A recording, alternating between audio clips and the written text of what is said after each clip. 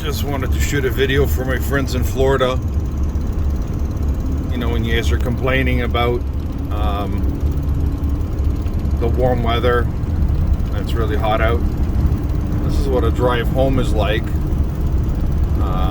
Can't even see the road. Well, barely can see some tracks. That's all I'm following, and I'm looking to the right and left,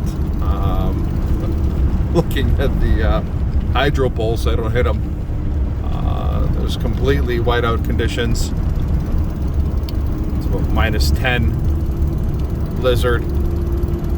Yeah, so this is what it's like in Canada in January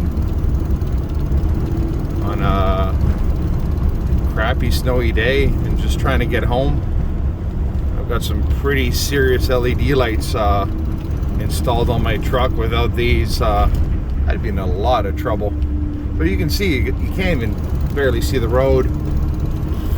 So next time you Floridians are complaining about traffic and it's too hot, just think about poor little Canadians out here in blizzard.